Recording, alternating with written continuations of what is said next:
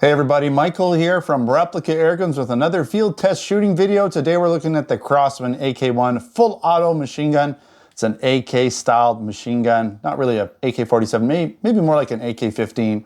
Anyways, watch my tabletop video for more specifications and details on the Crosman AK1, where I show it up nice and close. Don't field strip it or anything like that because you can't field strip this one, but I go over all the parts and you can get some really good close-up video of it there. So check out the link in the description for that. And of course, we do have this available in our Canada and US stores. I'll put links in the description for you guys if you're interested in buying one. So let's get right to the chronograph testing and the target accuracy testing for the Crosman AK1 because I really want to get to it. This gun is really cool and I've been looking forward to shooting it for some time. Now I have put just a few rounds through it to sight in the target, maybe 10 rounds total.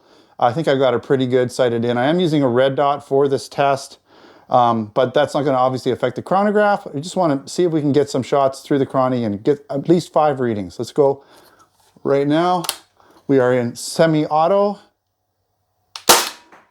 427, it does have an FPS rating of 430. And the temperature is just over 20 here, 20 degrees Celsius. 416, 415, 412. Pretty consistent, 410, dropping just a bit. 407. So let's put that back in safe. About what I would expect. It's not super warm. It's actually a little bit cold in here. I did warm up the CO2s enough, though. I just made sure they were warm, even though we were in a kind of cold environment. But I did warm them up so they're not like freezing cold or anything like that. But on a hot summer day, we should easily get around 430. Obviously, as you shoot this gun, especially in full auto, the feet per second is going to drop quite a bit. But that's okay. It's going pretty good. Almost hit 430 with the first shot. And again, this is not exactly brand new CO2s, but they're pretty new. I've only shot maybe 8 to 10 rounds through it, sighting it in. Okay, so next up is going to be the accuracy portion. I'm going to shoot 10 rounds in basically in semi-auto just to see what kind of grouping we can get. And then I might just pull that mag out and load it right up and then do a mag dump in full auto for you guys. Okay, so let's get right to that. Got my targets set up. We're all ready to go. Without further ado, let's get right into this. Let's see what kind of accuracy we can get.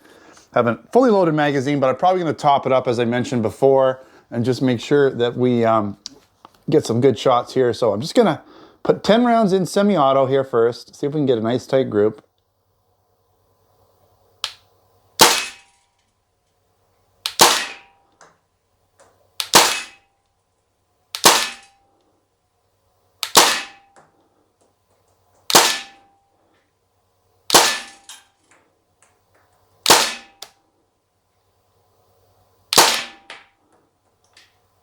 Okay, let's put that in safe.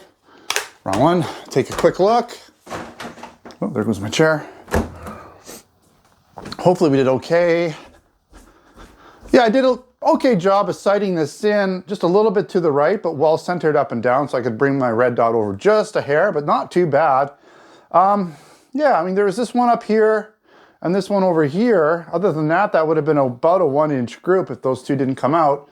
So we'll say 1.5 to 2 inch group, because this is a 1.5 inch circle here. So yeah, we'll say 1.5 to 2 inches. Could have got maybe a 1-inch grouping, but not bad at all. That's pretty reasonable. And again, pretty well centered using this red dot. So what we're going to do now, it's in safe mode here, is we're going to quickly pull the mag out. It's getting better. I'm getting better at doing it. It is still tight, but it's getting better. Let's just top this up here. Do I have this the right way? I have it the wrong way. Gotta do it the right way. Okay. Let's just top it up here. Okay, I'm just gonna put one shot in semi because it's not, I overloaded it just a little bit here. Yeah. Okay, I want to flip this up so that it's going to track it properly. Okay, so we're going to go full auto here. I am going to do a mag dump. Hopefully we can get most of these on target. Here we go. Out, lock back, just as we are expecting it to do. Put that sight down. All right, so it dropped a little bit, but they all group pretty good. You see we have our main group here, and then we have this full auto group that kind of came down a little bit. That might have been just a factor of just the recoil bringing it down. Sometimes the recoil in these blowbacks, because it's not a traditional, like an actual firearm, is going to kick you up and back just because it's pushing so hard. The recoil you get from a blowback air gun, it kind of does this. It kind of does a rocking thing. So if you've ever seen a blowback pistol, the slide's doing this type of a thing. So it doesn't really kick you back. It does rock the gun, but it moves it not necessarily up and down. It just rocks the gun, okay? So that can affect if the shot's going low or high a little bit, especially when you're doing full auto.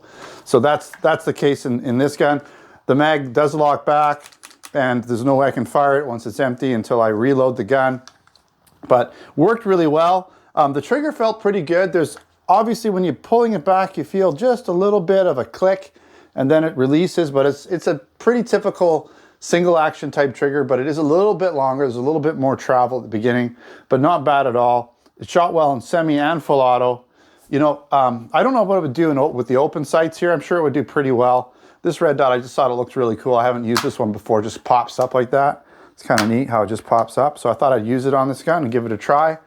Yeah, I really like it. Again, check out my tabletop video if you want more specifications and details. Performed pretty much like the like the other AR style Crosmans, the DPMSR, the R1, there's the PDW. Is that the right? I think that's the right one. PD, yeah, I think that was it. And works those very similar. I bet you the internal mechanism on these guns is very similar as well.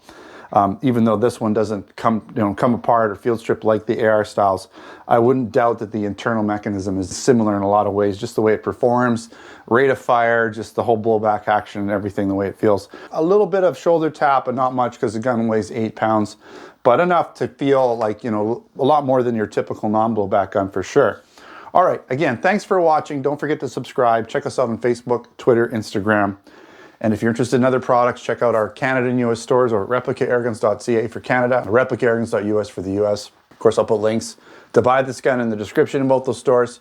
But if you're interested in other products, air guns, BB guns, airsoft guns, pellet guns, blank guns, and other accessories, then check out those stores. All right, thanks for watching. Until next time, take care.